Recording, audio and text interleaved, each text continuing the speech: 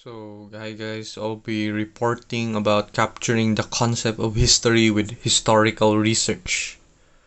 So, who is George Eger? George Eger was an American historian of modern Europe, historiography, and European intellectual history.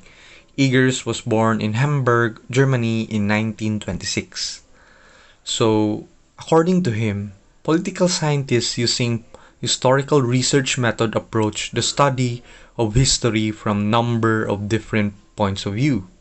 So, according to Eger, identified three approaches that historical researchers have followed since history was recognized as a separate discipline in the 19th century. So, what are these three? The hermeneutic approach, the nomological approach, and the critical emphasis approach. So, what is the hermeneutic approach? Is a way of interpreting historical documents and other phenomena in the light of events that took place at the time of the writing of those texts, as well as approaching the interpretation from the intent and experience of the text author. So, kaning hermeneutic approach, guys, usually written mga kuan siya historical archives nga written through tradition or religious content most likely. So, diyan ni mamakuan ang isa ka researcher mag-observe why did they experience that, what time, what period at that time, say ruling, unsay kahitabo, ano ang hermeneutic approach. Then second, nomological approach is the science of laws, and the approach to a discipline attempts to discern fundamental laws that can be used to explain and eventually predict future events. So, kaning nomological approach, guys, perfect example in it is ang economy nga history or anything relating to statistical method because quantitative method rather, because when we put it in the science of laws, so we are counting it, so we have the scientific method, so probably it is quantitative method. So by predicting the future, example at that time sa Great Depression, ang ang especially ang US nagbaba ilang GDP, nagsuffer ang so may numbers statistical unsay nahitabo, so pwede nila ma-predict ang future based sa study if ma-prove nila nga ingana day nga makakause og Great Depression and inflation, so ma-predict nilang future. So kung inana day mahitabo na na problem sa isa ka state. So lastly is the critical emphasis, which is sees history as a critical social science that does not simply narrate but instead works to abet change in the human condition. So ang critical emphasis is a critical understanding sa isa ka more on social ni siya and structural. Why did that happen? What are the people that causes that event? Most likely on say perspective. Why before is ang women is have no rights because men are so dominant, they murag ilang ginalak ang rights sa women. At the same time, men are scared so that women will learn something. Daghan kaayo mga factors. So murag mag-base ka sa unsay kahitabo why unsa ang social structure at that time mo ang critical emphasis. Pero wala na siya na focus ra sa social structure. It can be traditional or any nga na nag-focus siya sa phenomenon na event na sa people unsay gakahitabo. So, a representation of the evolution of approaches in historiography. So, in the 16th to 19th centuries, ang historical research is na-focus sa dynasty history. So, mga battles sa kings, mga lands or mga duke sa ilang mga problems that time, usually mga battles ni kundi ilang mga agreements and diplomatic agreements kung sa ilang nasabutan, mag-combine ba ang isa ka kingdom, daghan kayo. Sa 18th century nationalistic history, So muna ning mga mga nation state na. At that time wala na kingdoms ani except sa United Kingdom ha. So nag-focus na siya sa mga Then sa 19th century is democratic history. So this time most likely ang mga countries are liberated from their invaders, mga western state. So usually ang mga Eastern Asia and other states like mga African states are free at this time. So na-focus sila sa democracy. In the 20th century, a nomological history, fundamental law structures, hermeneutic history, uniqueness of personalities, and 20th century again is critical history, triumph of human emancipation. So in the 21st century, pluralist approach to historical research and writing. Everything belongs to history. So kaning 16, 18, and 19 is the combination na sa nomological, hermeneutic history, and critical history. And sa 21st century, pluralist approach to historical research and writing. Everything belongs to history. So tanan ato ang ginabasis sa tong research usually gid, except lang kung scientifically ka kanang experimental. Unless kung experimental, usually atong research is past studies or past writings in the past mo ng historical belong to history. Everything belongs to history. So shifting direction in historical political science. So this is Stephen Skowronek. So he proposed that positions of political science research has three positions, which is institution, analysis of behavior of individual in political and organizations, rational choice theory. So maning tulo ka position sa political science research. So, what does he mean by positions? So diri usually at this time ang mga researchers nag-focus sa 19th century institution. So nag-focus sila sa institution ang mga researchers, the fundamental formal and informal rules and agreements that made it possible for a government to function in the political and economic world, to survive in the face of revolutionary change. So nagkabalo man tayo ang institution day guys is a society or organization founded for a religious, educational, social, or similar purpose. Pwede siya organization nga provide og care, anything that related to the government ni siya, institutions sa government. So diri nag-focus ang mga kuan. And later on nag-shift siya sa analysis of behavior of individuals in political groups and organizations. Studies appeared that investigated changes in social structures and groups that were influenced by behavioral forces. So unsa may pasabot ani guys, ang nahitabuan ni is ang mga researchers nag-focus na siya sa mga parties or mga influential groups or people unsay nag-cause ana nga phenomenon. Like sa World War, sila Hitler, tong emperor sa Japan, muna sila na-focus na sa mga great men or mga historical person or historical group like Nazis, di ba? So, ang pinaka-last na shifting is rational choice theory. So, assumes that the people make decision, including political decision, based upon their perception of achieving the greatest benefit or utility from the chosen alternatives. So, ang rational theory is na-focus ang mga researchers nga why ngano ang isa ka country nagbuhat og ingana, why ang isa ka great person na nag-influence sa isa ka country, why did he choose to, like Marcos, di ba? Why did Marcos become corrupted as time passed by?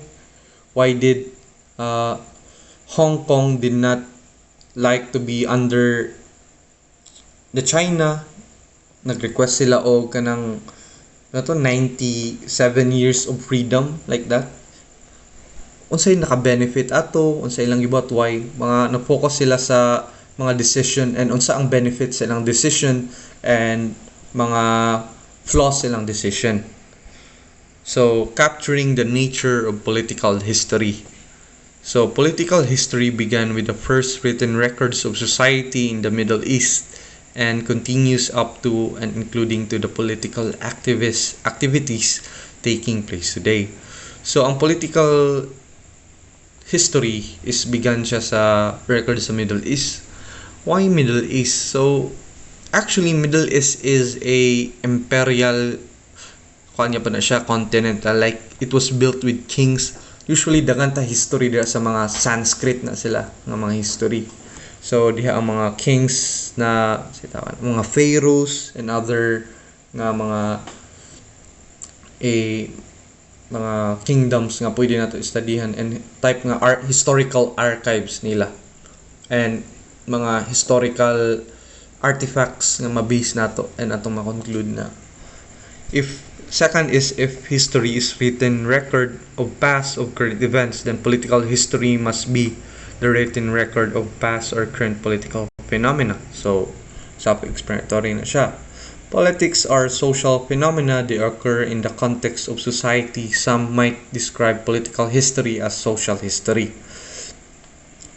So, ngano ma-describe nato ang politics as a social phenomena? Because we cannot say nga ang politics does not include people, di ba? So, politics include human interaction that creates politics. Kung ma-interact, create negotiation, any agreements is politics. Any interaction is politics. As Elton has noted, there is no politics without contact. Political history is recorded of power, the striving for getting, preserving, or reacting against power over one's fellow human beings. So, usually ang political history is based on power. Why power?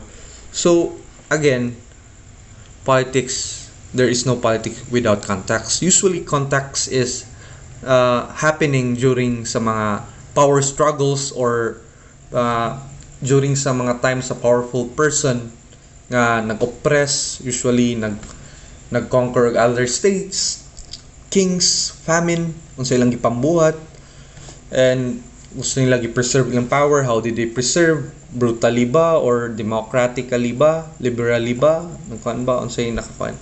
And lastly, the history of politics is the story of humans in conflict over power. So again guys, ang pinaka main gid na kuan sa historical kuan sa politics is focuses on power gid, struggles of power. Gailog sila sa power.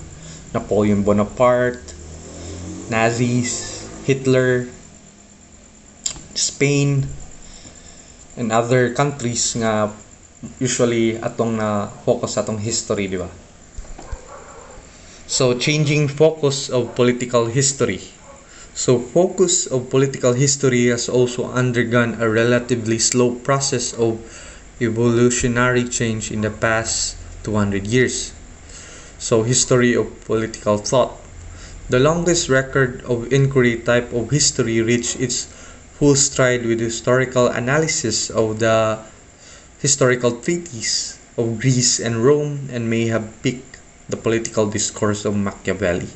So, mo ning pinakadugay. Nag-start ato ang political history usually sa Greece unsa ilang mga perspective because Greece, para sila ang Greece nag-include na siya sa mga countries like ay mga state like Athens, Sparta, mga agreements sila dito. Athens is very unique, di ba? Kaya na sila liberal ilang state until ilang Machiavelli nga mga period. Ilang Leonardo da Vinci kana sila nga kan.